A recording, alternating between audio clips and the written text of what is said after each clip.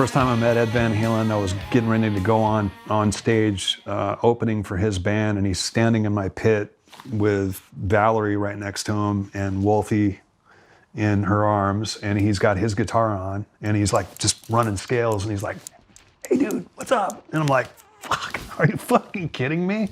Eddie Van Halen standing there with Valerie Bertinelli and Wolfie, and he's in my pit, and I'm opening for his band, and I was so fucking nervous. So I came over and said hi to him, and he's like, "Oh man, you're gonna be fine." And I think it was probably the worst show I ever played in my life, because I could not stop thinking he's right there, you know?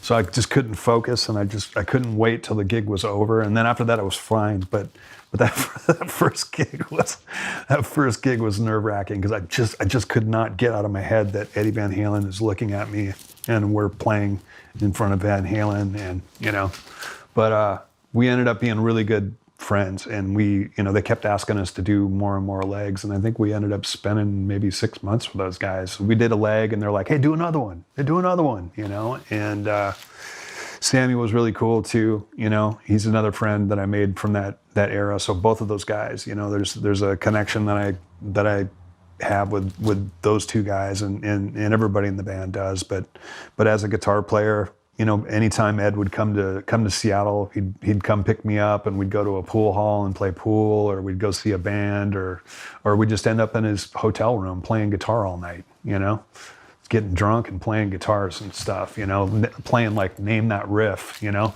play a couple, you know, Zeppelin, AC/DC,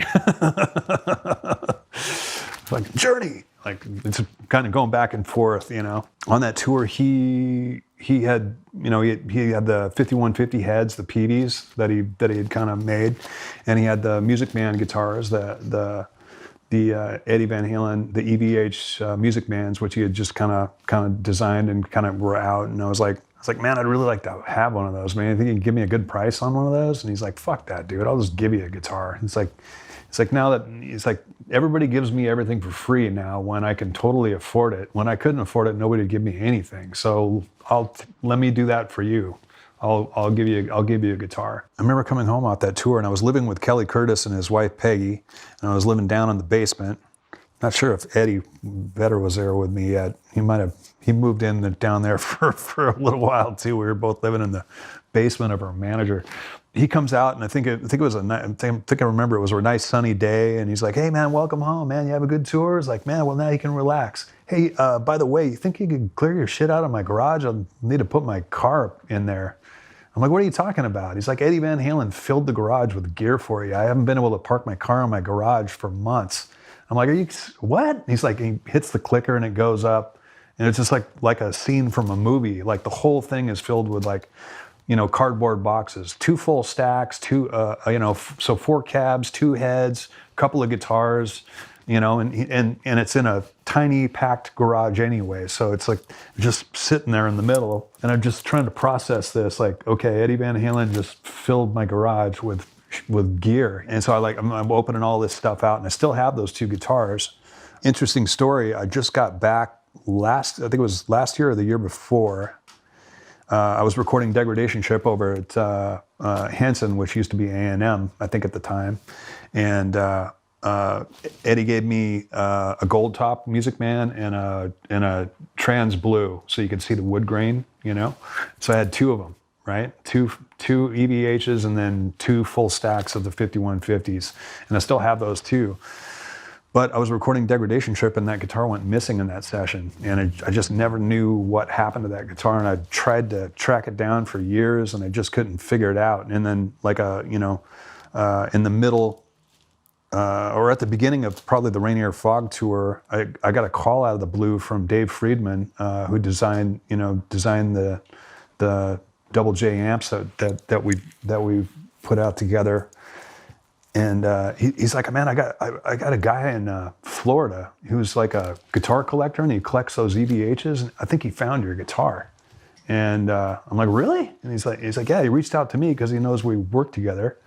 And so I called him up. There's a guy named Tom Brino in Florida, and he collects those EVHs. And he'd found online that it had finally popped up after like 18 years of being missing or whatever. And he's like, that's Cantrell's guitar.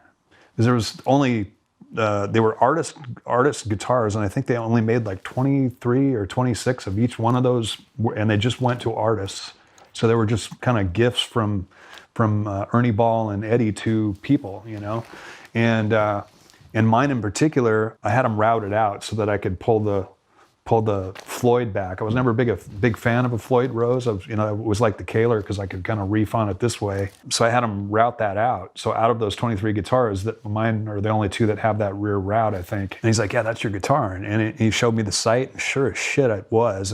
But I could, could tell it was mine. And we tried to set up a sting with the dude to get it back, and he kind of went dark on us. And then I'm like, great, I gotta get this close to getting that guitar back, which means the world to me because I got it from Eddie, And about a week later, another guy calls from San Diego, Greg Dorset, another collector. And he's like, dude, I got your guitar.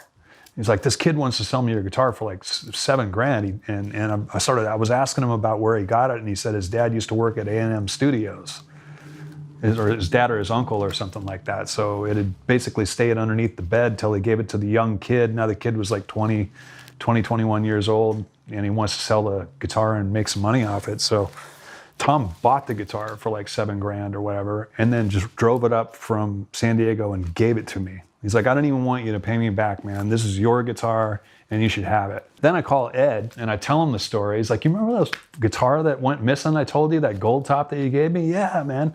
It's like, I got that back, man. He's like, are you kidding me, man? I'm like, yeah, 18 years later, I got it back, man. Like 2 separate guys, one guy in Florida, one guy in San Diego, within a period of about a month, tracked it down and got it back to me. And he's like, I'm really happy for you, man, but why the fuck doesn't that ever happen to me, man? I never get my shit back. All my stolen stuff stays missing. I'm like, well, it's because it's Eddie Van Halen. Shit, dude, I wouldn't give it back either. Yeah, I guess you're right. Pretty funny.